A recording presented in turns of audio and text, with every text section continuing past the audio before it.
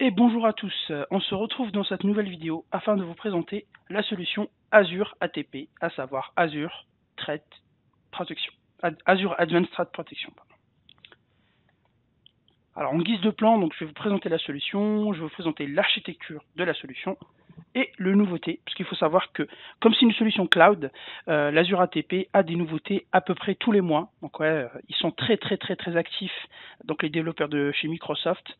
Comme vous le savez tous, hein, que ce soit sur la partie Office 365, la partie Azure AD, la suite EMS, il y a énormément de nouveautés donc chaque mois.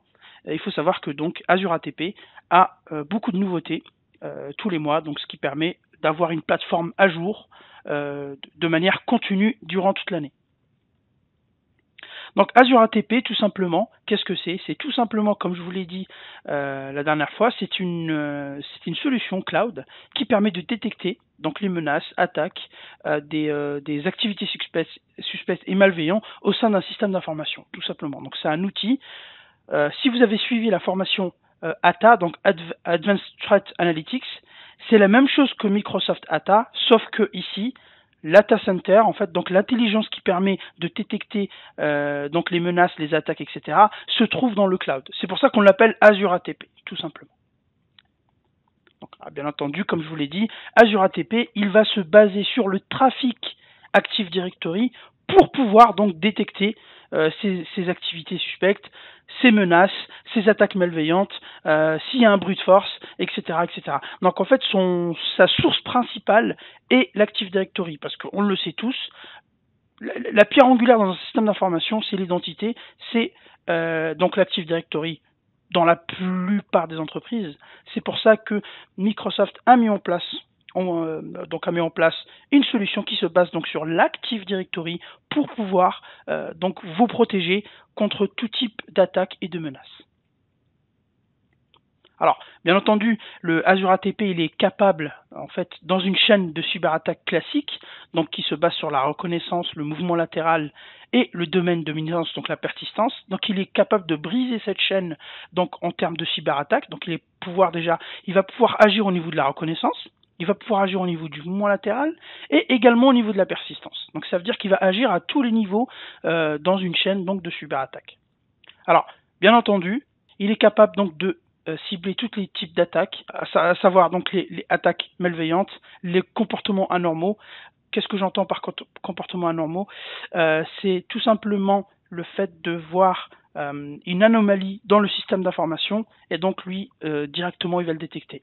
Et ça, comment ça marche? Ça marche grâce à du machine learning, c'est-à-dire que donc l'Azure ATP est donc contient un moteur qui est très intelligent. Donc en fait, il va apprendre, il va faire ce qu'on appelle au début une analyse comportementale, il va analyser tout le trafic de l'Active Directory, il va analyser toutes les habitudes des connexions des utilisateurs, des computers, des ressources au niveau de l'Active Directory. Et une fois qu'il a appris tout ça, donc il a une vision globale de tout l'Active Directory, là il va pouvoir justement détecter des comportements anormaux. Après, au niveau des risques, bien entendu, il peut prendre des risques de plus ou moins élevés au niveau des attaques. Donc il est capable de détecter la plus petite attaque qui est donc pas très élevée en termes de risque, jusqu'à la plus grosse attaque, donc par exemple que ça soit pass of the ticket, pass of the hash, ou alors encore par exemple un brute force sur un compte de manadmin, des choses comme ça. Alors, il est capable également tout simplement donc d'identifier des activités suspectes, donc au niveau des utilisateurs, et des attaques avancées. Il est capable, comme je vous l'ai dit, via du machine learning, donc là je me répète mais c'est très important, via du machine learning, de faire une analyse comportementale et de surveiller donc les ressources de l'Active Directory, que ce soit des utilisateurs ou des objets computers ou des ressources. Et bien entendu, comme je vous l'ai dit, son rôle est de protéger l'identité et les informations des utilisateurs, donc à savoir leur compte standard pour pouvoir se loguer à la machine, ou alors leur compte administrateur pour pouvoir par exemple administrer un serveur, etc. Il propose également d'analyser les protocoles que vous avez au niveau donc de votre système d'information, et il s'avère que si vous utilisez un protocole qui est vulnérable, en fait il va le détecter de manière automatique. Je donne un exemple. Vous traitez avec une application donc qui est jointe à l'Active Directory pour pouvoir donc s'authentifier, donc c'est-à-dire que les utilisateurs s'authentifient auprès de l'Active Directory dans leur application métier, et cette application fait du LDAP au lieu du LDAP-S, donc il n'y a pas de certificat. donc le Azure ATP, il va vous dire attention, donc je vois plein de connexions avec un mot de passe qui passe en clair, car justement, la connexion entre l'application et l'Active Directory se fait sur le port 389 LDAP, donc il n'y a pas de LDAP-S, donc attention, veuillez mettre un certificat, etc., etc. Donc c'est ce genre de choses qui va vous permettre donc de voir ce qui se passe au niveau du système d'information et pouvoir y remédier.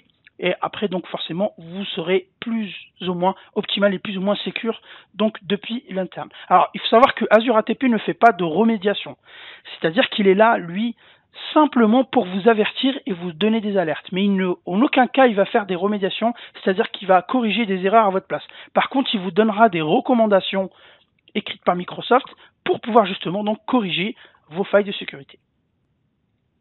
Il est capable également de détecter si vous utilisez des protocoles faibles au niveau de sécurité, comme je vous l'ai dit, LDAP, HTTP, des trucs comme ça. Et également, il est capable de détecter lorsqu'une machine ou un ordinateur perd la relation de confiance avec l'Active Directory, tout simplement. Donc ça, c'est très intéressant. On peut avoir des problématiques de ce genre de type dans l'Active Directory. Lui, il va pouvoir donc détecter ça et vous dire ce qui se passe. Alors, en termes d'attaques détectées, donc il y en a vraiment pas mal, donc que ce soit du golden ticket, l'identité corrompue, le domaine de dominance, le mouvement latéral, donc quand l'attaquant essaie de se propager, la reconnaissance, donc par exemple la reconnaissance DNS, la reconnaissance SMB, etc. Le brute force, donc au niveau des mots de passe, l'exécution à distance via des commandes, donc que ce soit PowerShell, que ce soit WMI, que ce soit en PSExec. Le overpass de hash, donc là on substitue le hash d'une personne ou alors le pass de ticket également et le pass de hash également. Donc là vraiment il est capable, si vous voulez, de détecter toutes sortes d'attaques. Donc déjà ça c'est vraiment la base qu'on peut retrouver dans toutes les solutions. Et en plus de ça, comme je vous l'ai dit, il est très intelligent et il va au-delà des autres solutions car déjà il connaît très bien l'AD parce qu'il s'interface très bien avec l'Active Directory parce que c'est Microsoft donc qui a conçu le moteur, et surtout c'est très important, c'est que le moteur est intelligent, donc il est basé sur du machine learning, et donc forcément, il va faire de l'analyse comportementale de tout le système d'information afin de vous proposer une solution la plus sécurisée et la plus optimale possible. Alors, bien entendu, les avantages d'utiliser Azure ATP, forcément, c'est toujours être alerté lorsque vous avez quelque chose d'anormal qui peut se produire au niveau de votre organisation. Vous avez forcément votre Active Directory qui est protégé, mais pas que. Vous avez toute l'infrastructure et tout le système d'information qui va être protégé. Vous allez avoir des alertes en temps réel sur l'interface et via email également. Vous allez pouvoir donc renforcer tout simplement la sécurité de votre système d'information. Il faut savoir également que depuis la console, ça on le verra dans la formation, vous allez pouvoir traquer et vous allez pouvoir donc, par exemple, quand vous allez recevoir une alerte, vous allez pouvoir faire une première analyse, afin donc de détecter ce qui s'est passé et de remonter jusqu'à la source du problème, ce qui fait que ça va vraiment protéger votre système d'information contre tous ces types d'attaques que je viens de citer donc auparavant. Donc vraiment, Azure ATP, c'est vraiment une solution qui permet donc de protéger son système d'information. Alors bien entendu, c'est pas une solution miracle, mais par contre, c'est vraiment une solution qui a fait ses preuves, qui marche très bien. Pour ma part, je l'ai déployé sur plusieurs types d'infrastructures, sur plusieurs comptes, des grands comptes, des petits comptes, des moyens comptes. Je l'ai déployé sur l'une des plus grosses infra que j'ai déployées, c'était plus de 180 DC worldwide dans le monde, et je peux vous dire que ça marche très bien, et je peux vous dire également que nous avons pu résoudre énormément de problèmes et énormément d'attaques dont était victime donc l'entreprise en question, etc. Il est également capable de vous protéger contre les ransomware, que ce soit du WannaCry, etc. Vraiment, comme je vous l'ai dit, il est capable de vous protéger contre vraiment tout type d'attaque qui proviendrait du web ou bien entendu depuis l'intérieur, puisque comme on le sait, plus de 80% des attaques se font depuis l'interne, c'est-à-dire depuis le système d'information. Alors, l'architecture d'Azure ATP, donc comment elle fonctionne, c'est tout simple. Vous allez avoir une instance Azure ATP, c'est-à-dire c'est les serveurs Azure ATP qui sont dans le cloud, donc là vous le voyez ici avec la souris, Azure ATP. Ensuite vous avez vos contrôleurs de domaine, ici, voilà. Et là vous avez donc la console, donc c'est finalement l'Azure ATP, il y a une console web qui est présentée pour pouvoir donc l'administrer. Et ensuite ici, vous avez soit du SIEM, soit du Radius pour l'authentification VPN. Et également, vous avez, si vous pouvez par exemple avoir un syslog ou alors un Splunk pour pouvoir envoyer les données sur Splunk, vous pouvez le faire. Donc ça, c'est vraiment pour envoyer les logs. Mais l'architecture de base, c'est l'Azure ATP, donc l'instance sur Azure, et les contrôleurs de domaine pour l'instant. Et vous pouvez donc avoir ce qu'on appelle, là je vais venir ici, les composants. Donc vous avez le portail Azure ATP, donc c'est lui qui va gérer l'instance, donc Azure ATP. C'est lui qui va vous envoyer les alertes, c'est lui qui va traiter les alertes, etc. C'est l'interface web du produit que je vais vous montrer, que je vous montrerai plus tard, dans la formation, bien entendu. Ensuite, vous avez ce qu'on appelle l'Azure ATP Sensor. L'Azure ATP Sensor, c'est quoi? C'est un agent qui va venir s'installer sur le DC, et c'est cet agent-là qui permet d'envoyer le trafic du contrôleur de domaine à l'Azure ATP pour qu'il puisse être analysé. Voilà. Et ensuite, vous avez ce qu'on appelle le service Cloud Azure ATP. Donc là, c'est vraiment le service cloud qui permet justement de faire corréler tout ça et toute l'intelligence. Ce service, donc, il est disponible pour l'instant aux USA, enfin dans les 3 plaques géographiques suivantes, c'est-à-dire USA, Europe et Asie, et il est bien entendu connecté à Microsoft Graph. Alors, en termes de fonctionnement, comment ça se passe? C'est tout simplement, il y a un moteur propriétaire donc qui est dans les serveurs Azure ATP dans l'instance au niveau du cloud. C'est un moteur qui va capturer, comme je vous l'ai dit, analyser tout le trafic de l'Active Directory, que ce soit le DNS, le RPC, le Kerberos, etc. Alors, bien entendu, il est aussi capable d'utiliser plusieurs sources autres que l'AD, c'est-à-dire qu'il peut prendre également l'event log d'un serveur et donc pouvoir l'analyser. Ensuite, l'utilisation du trafic des DC pour analyser le trafic dans le réseau. Donc, comme je vous l'ai dit, il utilise le trafic des contrôleurs de domaine pour pouvoir les analyser. Pour que l'Azure ATP puisse analyser le trafic des DC, vous avez 2 choix. Vous avez le choix de déployer l'architecture de manière différente. C'est-à-dire, vous avez soit le port mirroring, précédemment appelé dans ATA, qui s'appelle le ATP Sensor Standalone, ou alors vous avez depuis le DC directement. Donc là, je vais vous expliquer. Le ATP Sensor Standalone, tout simplement, c'est quoi? C'est un serveur qui va venir se plugger entre votre contrôleur de domaine et l'instance Azure ATP dans le cloud. Ensuite, vous allez pouvoir faire un port mirroring du contrôleur de domaine, c'est-à-dire envoyer le trafic du contrôleur de domaine sur une deuxième carte réseau du serveur ATP Sensor, et lui va se charger d'envoyer le trafic à l'Azure ATP. Donc ça évite d'installer l'agent sur le DC. Donc vous allez avoir ce qu'on appelle une passerelle un serveur intermédiaire qui viendrait se plugger entre le DC et l'Azure ATP.